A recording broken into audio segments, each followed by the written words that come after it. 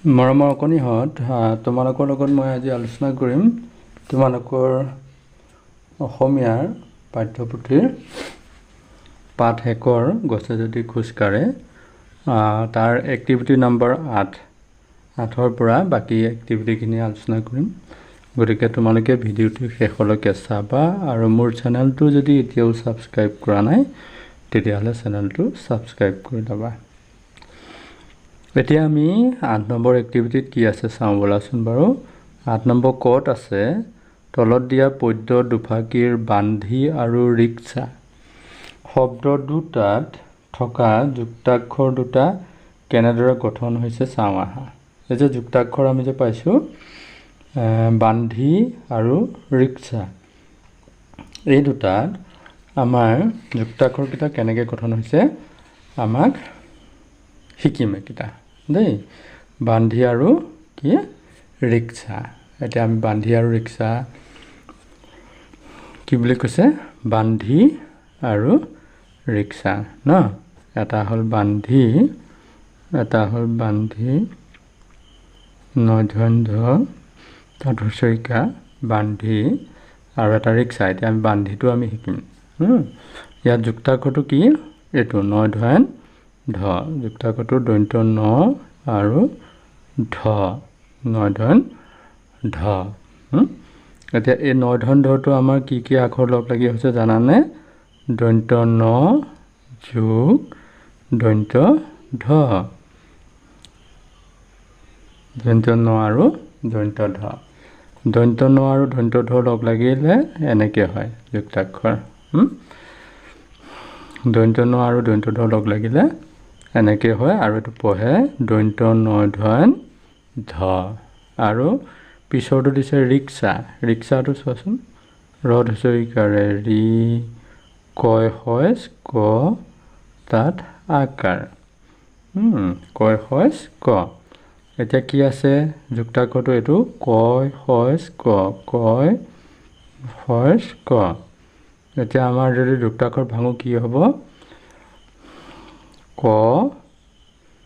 যোগ দন্ত্য স, ক আৰু দন্ত্য স আছে এইটোত, কয় হয়চ কত। আৰু যুক্তাক্ষৰটো কেনেকৈ পঢ়ে, কয় হয়চ ক বা ক আৰু দন্ত্য হয় কয় হয়চ ক, ৰিক্সা হ'ল ন এইকেইটা। তাৰপিছত চোৱা, আমাৰ পৰা মৰম চেনেহ পাতত বান্ধি নিয়ে, এই যে বান্ধি নধন ধ, দেখিছা। এতিয়া নধন ধ যুক্তাক্ষৰটো আৰু ইয়াতে দিয়ে দিছে চোৱা, দন্ত্য ন যোগ দন্ত্য ধ সমান নধন ধ। ঠিক তেনেকৈ চাইকেল ৰিক্সা গাড়ীবোৰৰ কি হ'ব বিলাই। ৰিক্সা ৰদ হুঁচৰিকা ৰি কয় হয়চ কত আকাৰে কা, ৰিক্সা। কয় হয়চ ক, ক যোগ দন্ত্য স সমান কয় হয়চ ক, ক আৰু স যোগ হৈ ইয়াত কয় হয়চ ক হৈছে, হয়নে? তাৰপিছত দিছে চোৱা, তাৰপিছৰ এক্টিভিটিত কি দিছে চোৱা, নধন ধ থকা 3টা শব্দ লিখা আৰু কয় হয়চ ক থকা 3টা শব্দ লিখা। এতিয়া নধন ধত থকা 3টা শব্দ, হয়নে? এই 3টা শব্দ ইয়াত খালী ঠাই দিছে দেখিছেনে? মই খালী ঠাইত নিলিখোঁ বাৰু, মই বহীত লিখি দিম, এনেকৈ তোমালোকে লিখি ল'বা।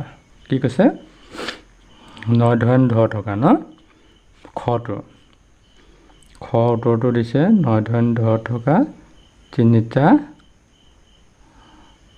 শব্দ। এতিয়া মই এটা লিখিম, কান্ধ, কত আকাৰে কা নধন ধ, কান্ধ, এইটো লিখিলোঁ, হয়নে?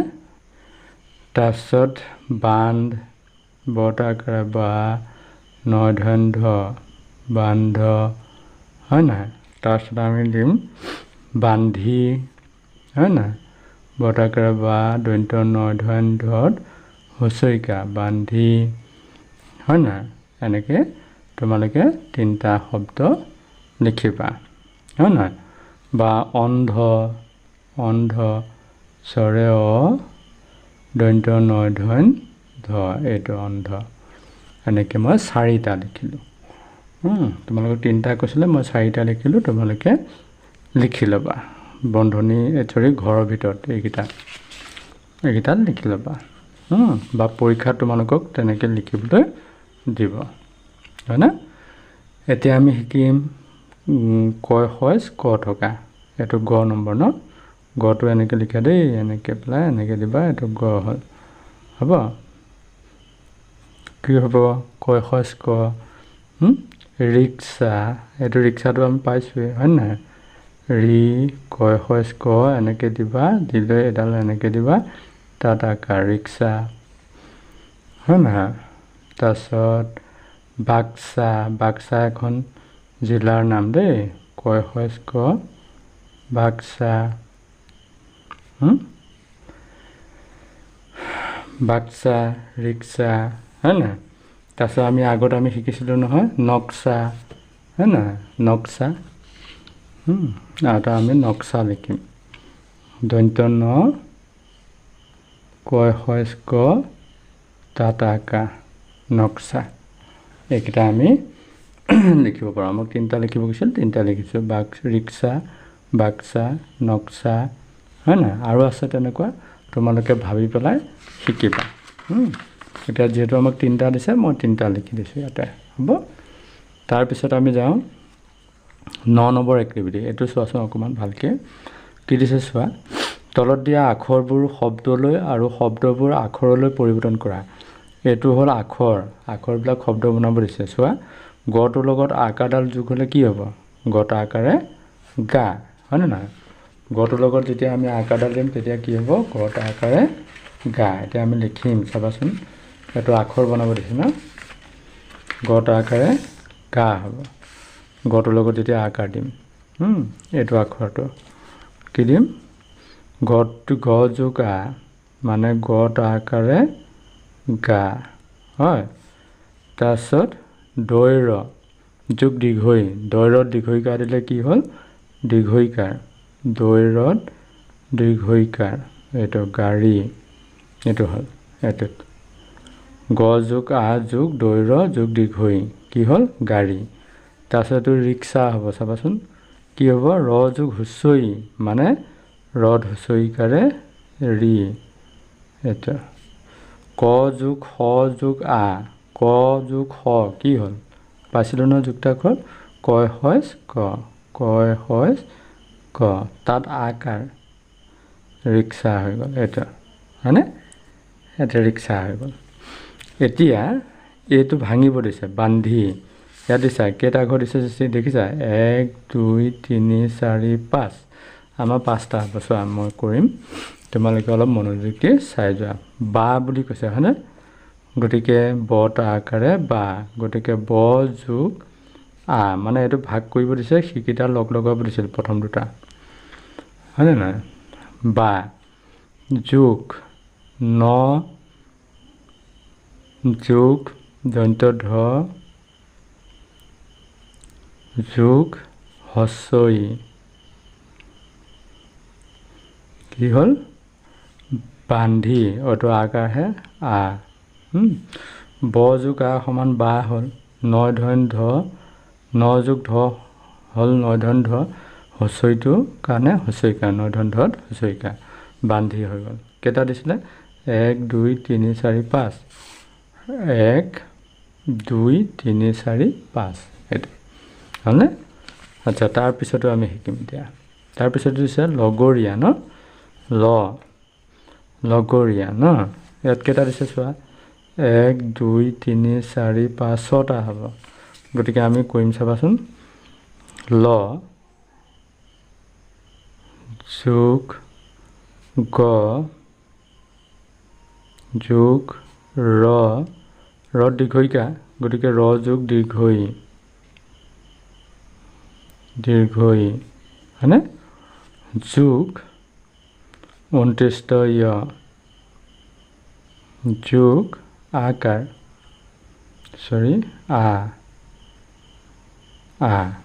গতিকে লগৰীয়া হৈ গ'ল। ল যোগ গ যোগ ৰ যোগ দীৰ্ঘৈ যোগ 29 য় যোগ আ, কেইটা হ'ল? 1 2 3 4 5 6, 1 2 3 4 5 6, এইটো হ'লনে এইখিনি বস্তু এইখিনি তোমালোকে ইয়াৰ পৰা চাই পেলাই ইয়াতে লিখি ল'ব পাৰিবা আৰু যদি নাই বুজা তেতিয়াহ'লে মোক তোমালোকে সুধিবা এতিয়া আমি ধৰা চাইকেল চাইকেলটো আমি কৰি পেলাই শিকোঁ এইটো আমাৰ কিতাপত থকা আমি এটা এনেকৈ পেলাই ভাঙি শিকিম চাইকেল আমি চাইকেলটো লিখি লওঁ ন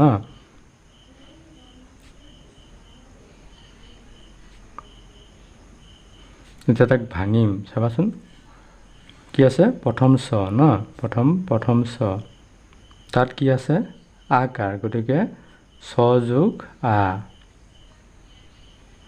চা হৈ গ'ল তাৰপিছত হুঁচৰি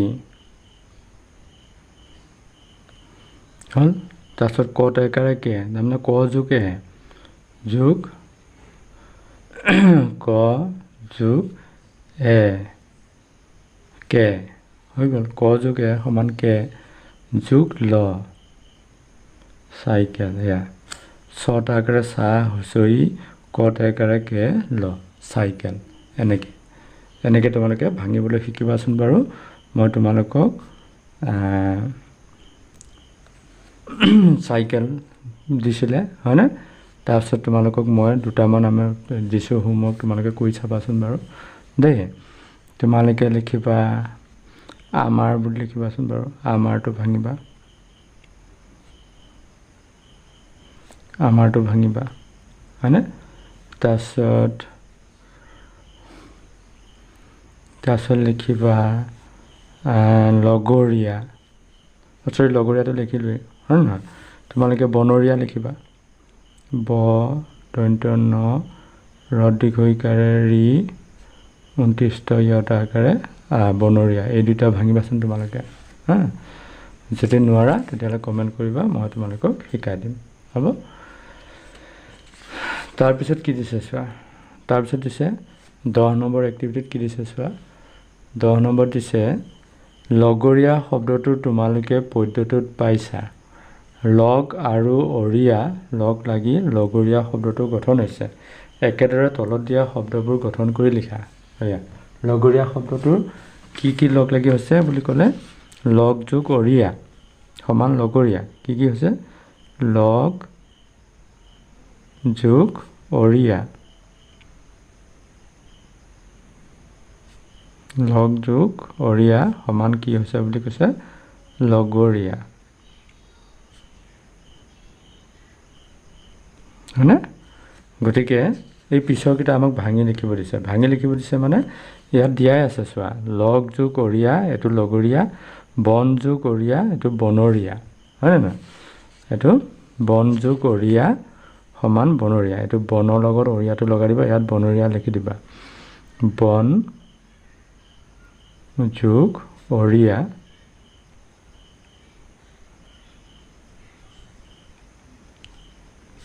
সমান কি হৈ গ'ল বনৰীয়া ব দন্ত্য ন ৰ দীৰ্ঘইকাৰে ৰি 29 ইয়তা আকাৰে বনৰীয়া হৈ গ'ল সেইটো ইয়াত এতিয়া পিছতো চোৱা নাও যোগ অৰিয়া ভাও যোগ অৰিয়া দেখিছা নাও যোগ অৰিয়া ভাও যোগ অৰিয়া এতিয়া নাও যোগ অৰিয়া হ'লে নাৱৰীয়া হয় কিন্তু ইয়াত কি হ'ল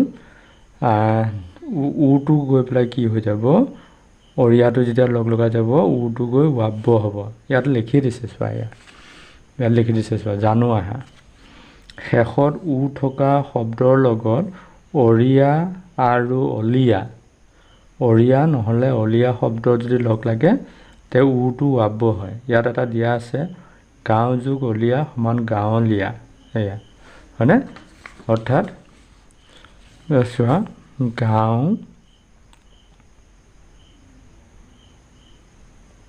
যোগ অলিয়া ন অলিয়া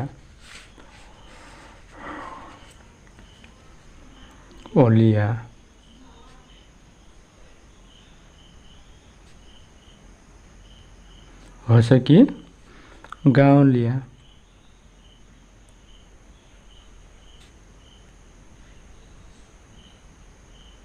এইটো মানে উটো গৈ পেলাই ৱাব্য হৈ গ'ল আকৌ অটো নাইকিয়া হ'ল হয়নে এইটো গতিকে ইয়াতো তেনেকৈ হ'ব নাও যোগ অৰিয়া সমান নাৱৰীয়া এইটো হৈ গ'ল নাও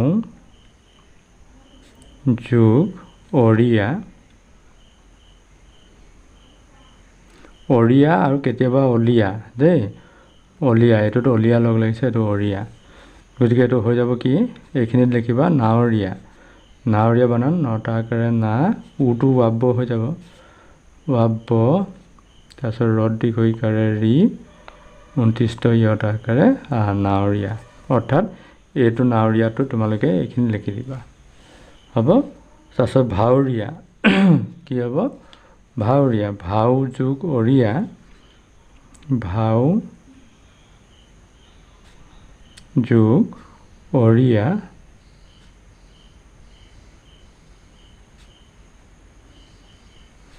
সমান কি হ'ব ভাৱৰীয়া ভাৱৰীয়া বানানটো ভটা আকাৰে ভা ৱাব্য ৰদ দীৰ্ঘইকাৰে ৰি 29 ইয়ত আকাৰে ভাৱৰীয়া এইটো হ'লনে গতিকে এইকেইটা ঘৰ তোমালোকে ইয়াতে লিখিবা মই এইখিনি শিকাই দিলোঁ তোমালোকক হয়নে এয়া লগ যোগ অৰিয়া লগৰীয়া বন যোগ অৰিয়া বনৰীয়া গাঁও যোগ অলিয়া গাঁৱলীয়া নাও যোগ অৰিয়া নাৱৰীয়া ভাও যোগ অৰিয়া ভাৱৰীয়া হয়নে এইখিনি তোমালোকক দিলোঁ শিকাই তাৰপিছতে তোমালোকে এই বস্তুখিনি চাবা ইয়াতে প্ৰশ্ন সুধিব পাৰে ইয়াতে কি দিছে দেখিছানে জানি থওঁ আহা জানি থওঁ আহা কি জানি থ'ব দিছে কি জানিবা ইয়াতে দিছে চোৱা তোমালোকক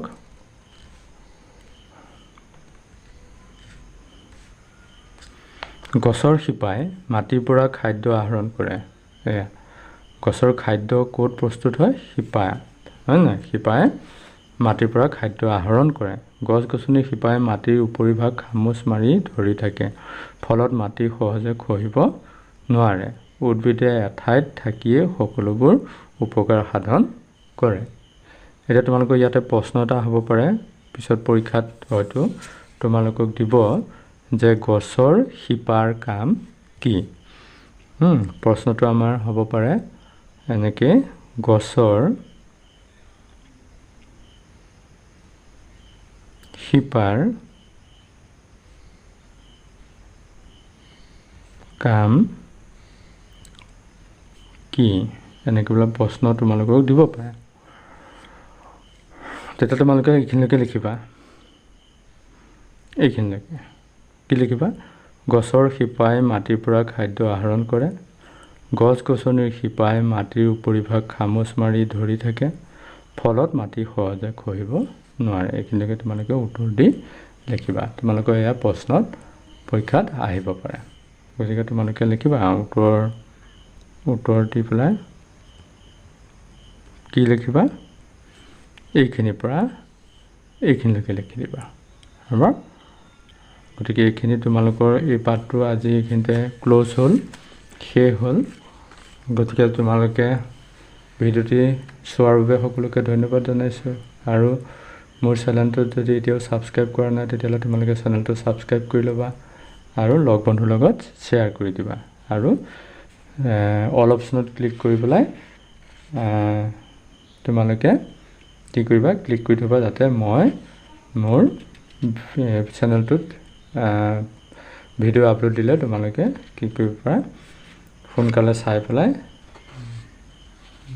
বস্তুখিনি বুজিবৰ কাৰণে সক্ষম হয় ইয়াতে আৰু আছে চোৱা 11 এক্টিভিটিত ইমানখিনি হেৰি নাই তোমালোকৰ ইয়াতে আকৌ দিছে চোৱা আমি কিয় গছ ৰুব লাগে এইটো এটা প্ৰশ্ন থাকিব পাৰে আমি কিয় গছ ৰুব পাৰে এইটো এটা প্ৰশ্ন তোমালোকক দিব পাৰে তেতিয়া তোমালোকে লিখিবা গছৰ শিপাই মাটিৰ খহনীয়া ৰোধ কৰে সেইটো কাৰণে গছ ৰুব পাৰোঁ গছ গছনি বেছি থকা অঞ্চলত নিয়মীয়াকৈ বৰষুণ হয় এইকেইটা পইণ্ট তোমালোকে লিখি দিবা প্ৰশ্নটো হ'ব আমি কিয় গছ ৰুব লাগে তাৰপিছত বহুতো চৰাই চিৰিকটি আৰু জীৱ জন্তুৱে গছ বৃক্ষত আশ্ৰয় লয় গছে বায়ু শীতল কৰি ৰাখে গছ গছনিয়ে দূষিত বায়ু শোধন কৰি অক্সিজেন গেছ এৰি দিয়ে এইখিনি কথা তোমালোকে লিখিব লাগিব এইটো প্ৰশ্নৰ উত্তৰত হ'ল বাকীখিনি তোমালোকৰ শিক্ষকে তোমালোকৰ লগত আলোচনা কৰিব তোমালোকে তেওঁৰ লগত ভাগ ল'বা গতিকে আজিৰ ভিডিঅ'টো ইমানেই আছিলে পিছৰ ভিডিঅ' পাবৰ কাৰণে তোমালোকে চেনেলটো ছাবস্ক্ৰাইব কৰি লৈ কাষতে থকা বেল আইকনটো প্ৰেছ কৰি অল অপশ্যনত ক্লিক কৰি ল'বা। তাৰপিছত আমি 2 নম্বৰ পাঠ এটা ফুটা কলম এইটো আলোচনা কৰিম। গতিকে আজিলৈ আহোঁ, বাই বাই।